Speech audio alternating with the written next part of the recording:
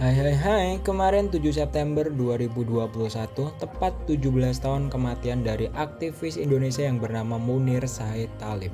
Namun dari kematiannya itu masih banyak kejanggalan yang terjadi dan kematiannya masih menjadi misterius sampai sekarang. Pada video kali ini kita akan ngebahas salah satu kasus yang masih menjadi kontroversi sampai sekarang, khususnya pada bangsa Indonesia terkait dengan pelanggaran hak asasi manusia, yaitu mengenai pembunuhan salah satu aktivis hak asasi manusia bernama Munir Said Thalib. Munir merupakan salah seorang aktivis HAM Indonesia dan peran yang dimainkannya memang sangat sensitif, di mana kasus-kasusnya kebanyakan adalah membongkar peran militer dalam berbagai operasi HAM di Aceh, Papua, dan juga Timor Leste. Oh iya, Munir juga aktif mendirikan dan bergabung dengan berbagai organisasi, bahkan ia juga membantu pemerintah dalam tim investigasi dan tim penyusun rancangan undang-undang. Beberapa kasus yang pernah ditanganinya yaitu menjadi penasihat hukum korban pembantaian dalam tragedi Tanjung Priuk di tahun 84 sampai 88. Kemudian juga pernah menangani kasus Fernando Araujo dan kawan-kawan yang dituduh sebagai pemberontak melawan pemerintah Indonesia untuk memerdekakan Timur Timur pada tahun 1992. Munir juga menjadi penasihat hukum warga Depok Madura dalam kasus pembunuhan petani-petani oleh militer pada tahun 93. Kemudian ada kasus Marsinah, yaitu seorang aktivis buruh yang dibunuh oleh militer pada tahun 94. Beliau juga menjadi penasihat hukum mahasiswa dan petani Pasuruan dalam kasusnya kerusuhan di PT Sel Samsung dengan tuduhan sebagai otak kerusuhan pada tahun 95. Kemudian Munir juga pernah menjadi penasihat hukum korban penghilangan orang secara paksa, yaitu 24 aktivis politik dan mahasiswa di Jakarta pada tahun 97 sampai dengan tahun 98. Menjadi penasihat hukum korban penembakan mahasiswa di Semanggi 1 dan juga Semanggi 2 di tahun 99, serta masih banyak lagi aktivitas lain yang ia geluti. Dari hal tersebut, ia memperoleh berbagai penghargaan baik dari dalam maupun dari luar negeri, khususnya yang terkait dengan pelanggaran hak asasi manusia. Kemudian kita kembali lagi ke kasus kematian Munir sebelum hari keberangkatan, yaitu di tanggal 4 September di tahun 2004. Sebelumnya Munir menerima telepon dari Poli Garuda, namun di saat itu Suciwati mengangkat telepon itu. Poli menanyakan hari keberangkatan Munir. Ia menanyakan hal tersebut karena rencananya mereka akan bareng sama-sama ke Amsterdam. Setelah semuanya diketahui, kemudian Poli memasukkan dokumen penugasannya. Ia memasukkan dokumen penugasannya dengan tujuan agar bisa sama-sama satu pesawat dengan mereka ke Amsterdam. Hingga tiba di tanggal 6 September 2004, Suciwati kemudian mengantar Munir ke bandara. Ia sepertinya masih memikirkan telepon dari Poli. Dirinya sedikit risau dengan telepon itu. Kemudian ia bertanya kepada Munir tentang siapa sebenarnya Poli itu. Munir kemudian mengatakan bahwa Poli orang yang cukup aneh dan sok akrab. Pernah juga di awal tahun di bandara dia sempat titip surat dan minta diposkan ke bandara Swiss. Yang menjadi aneh di sini adalah Poli adalah seorang pilot. Untuk mengirimkan surat ke Swiss itu adalah hal yang mudah dan kenapa harus dititipkan. Kemudian hingga tiba di sekitar jam 9, Suciwati pun melepas Munir untuk terbang ke Amsterdam. Namun sebelum masuk pesawat, Polikarpus sempat menyambangi Munir terlebih dahulu. Ia mengajak Munir untuk bertukar tiket, yang artinya mereka akan bertukar kursi di pesawat itu. Dan Munir pun menerima tawaran dari Polikarpus. Sesuai jadwal, pesawat akan terbang di sekitar pukul 9.55 malam hari. Dan akan transit di Singapura sekitar pukul 12.40. Perjalanan kemudian dilanjutkan kembali di sekitar pukul 1.50.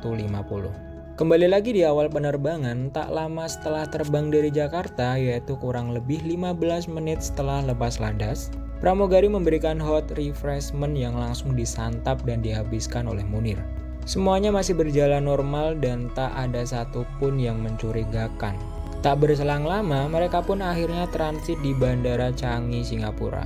Di saat itulah Munir kemudian masuk ke dalam Coffee Bean, yang mana ia ngopi di tempat tersebut bersama dengan Polikarpus dan juga satu orang lain bernama Kongko. Polikarpus kemudian mengantarkan salah satu minuman dan kemudian memberikannya kepada Munir.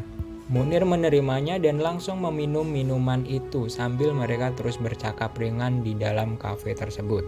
Tak terasa waktu transit sudah habis. Munir Munir kemudian berjalan ke ruang tunggu untuk selanjutnya akan melanjutkan penerbangan kembali.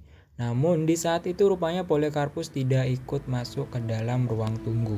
Suciwati mengatakan di saat terakhir di ruang tunggu itulah Munir kemudian mengirim SMS kepadanya. Inti dari percakapan itu adalah Munir merasa kalau tiba-tiba perutnya terasa sakit. Namun demikian, Munir masih memutuskan untuk melanjutkan penerbangannya ke Belanda. Sepertinya ia mengira bahwa itu hanyalah sakit perut biasa. Munir kemudian masuk ke dalam pesawat, namun kali ini ia kembali ke tempat semula sesuai dengan tiket awal. Dan baru berselang beberapa menit setelah lepas landas, sakit perutnya semakin menjadi-jadi. Menurut awak pesawat, di saat itu Munir sempat meminta obat sakit mah. Munir juga terlihat bolak-balik ke toilet sambil terus memegangi perutnya. Dan lama-kelamaan kondisinya justru semakin memburuk. Di saat itulah kemudian awak kabin pun membangunkan Dr. Tarmizi. Dan karena Munir membutuhkan perawatan intens, mereka memutuskan untuk memindahkan Munir ke kursi 4D yang ada di kelas bisnis. Kondisi Munir saat itu memang semakin mengkhawatirkan. Denyut nadinya sudah sangat lemah. Ia bahkan sudah tak mampu berbicara saat Dr. Tarmizi menanyakan sebuah pertanyaan. Munir hanya tertunduk diam dengan tangan terlipat di depan perutnya. Kemudian Dr. Tarmizi pun akhirnya memberikan suntikan obat yang mana obat tersebut akan meredakan mual dan muntah yang dialami oleh Munir. Dan diharapkan setelahnya Munir akan istirahat tidur. Setelah itu Munir kemudian langsung beristirahat namun dengan posisi yang meringkuk. Setelah kurang lebih 5 jam beristirahat, Munir kemudian bangun dan pergi ke toilet. Namun 10 menit di dalam toilet itu Munir masih belum keluar. Kemudian Poros Harmaji Prasetyo akhirnya berinisiatif membuka pintu toilet. Dan ternyata dia mendapati Munir sudah tak mampu berdiri lagi. Mereka pun akhirnya memapahnya dan kemudian membawanya kembali ke Dr. Tarmizi. Saat itu Dr. Tarmizi mencoba mengetuk perutnya dan dengan seketika Munir langsung mengerang kesakitan. Dengan segala keterbatasan alat medis dalam pesawat, Dr. Tarmizi pun menyuntikkan obat diazepam, yaitu obat menenang untuk mengatasi kejang dan juga gangguan kecemasan. Setelah itu Munir langsung kembali beristirahat. Namun demikian, inilah detik-detik terakhir sebelum akhirnya Munir mengembuskan nafas terakhirnya. Beberapa jam kemudian ketika awak pesawat yang berjaga kembali untuk mengecek Munir sudah tidak bernafas lagi. Dengan air liur mengalir dari mulutnya dan telapak tangannya terlihat membiru. Kemudian setelah sesampainya di Amsterdam, jasad Munir langsung diperiksa oleh NFI, yaitu Netherlands Forensic Institute. Dan dari hasil pemeriksaan tidak ada tanda-tanda alkohol, tidak ada juga tanda-tanda reaksi alergi. Namun dalam darahnya ditemukan konsentrasi arsenik yang cukup tinggi. Konsentrasi arsenik juga ditemukan dalam lambungnya yang jumlahnya sangat tidak wajar. Dari hasil pemeriksaan laporan kontras yaitu Komisi untuk Orang Hilang dan Korban Tindak Kekerasan, mereka mengatakan bahwa Munir jelas keracunan arsenik. Pertanyaannya adalah siapa yang memberikan racun tersebut kepada Munir? Dari perkembangan kasus yang ditangani oleh Mabes Polri, Polikarpus Budihari Priyanto dinyatakan sebagai pelaku pembunuhan. Ia dituduh menuangkan racun tersebut ke dalam kopi yang diberikan kepada Munir. Namun tuduhan lainnya juga mengatakan bahwa racun itu dituangkan dalam mie goreng yang ia makan. Entah mana yang benar, namun yang pasti Polikarpus kemudian divonis 14 tahun penjara atas aksi pembunuhan yang dilakukannya. Polikarpus Budihari Priyanto sendiri merupakan pilot dari Garuda Indonesia. Sehingga pada saat itu, nama maskapai penerbangan nasional Garuda menjadi sorotan dari berbagai media. Bahkan Direktur Utama Garuda Indonesia yaitu Indra Setiawan ikut terseret dalam kasus pembunuhan Munir. Diketahui Indra ikut berperan dalam pembuatan surat tugas Polikarpus. Muncul juga ada kejanggalan bahwa surat tugas itu dibuat atas campur tangan dari Badan Intelijen Negara. Namun, pihak BIN membantah ikut terlibat dalam pembunuhan tersebut. Meskipun tersangka sudah ditetapkan, namun banyak hal yang dianggap janggal dalam kasus ini. Tim pencari fakta Munir menemukan adanya fakta benang merah yang menunjukkan pembunuhan dan penyalahgunaan wewenang oleh Badan Intelijen Negara. Bahkan disebut-sebut sang kepalanya yaitu Hendro Priyono ikut terlibat dalam pembunuhan tersebut. Sehingga banyak kalangan menilai bahwa dalang sebenarnya masih berkeliaran dan Polikarpus hanya digunakan sebagai fasilitator dalam pembunuhan tersebut. Namun di tanggal 29 Juli 2018 dalam wawancara dengan CNN Indonesia, Polikarpus kembali menegaskan bahwa dirinya termasuk korban dan ia hanya dikambing hitamkan dalam kasus ini.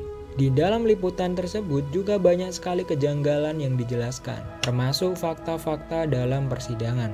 Yang juga menjadi kejanggalan adalah proses rekonstruksi, di mana media tidak boleh meliput rekonstruksi tersebut. Alasannya semata-mata demi kelancaran rekonstruksi.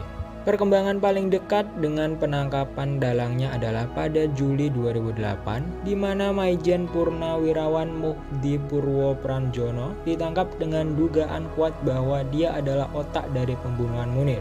Beragam bukti kuat dan kesaksian mengarah kepadanya. Namun pada 31 Desember 2008, Muhdi kemudian divonis bebas. Vonis ini dianggap sangat kontroversial dan banyak sekali aktivis HAM yang mengecamnya. Dan lagi, kasus ini seperti kembali ke jalan buntu. Nah, itulah kisah dari pembunuhan Munir Said Thalib yang masih jadi kontroversi sampai saat ini. Mungkin seperti itu yang bisa kita bahas dalam video kali ini. Bagi kalian semua yang mengetahui informasi lain, silahkan bisa didiskusikan dalam kolom komentar di bawah. Dan silahkan juga berikan koreksinya jika ada kesalahan dalam video ini. Terakhir, terima kasih sudah menonton video ini dari awal hingga akhir dan see you on the next video. Bye!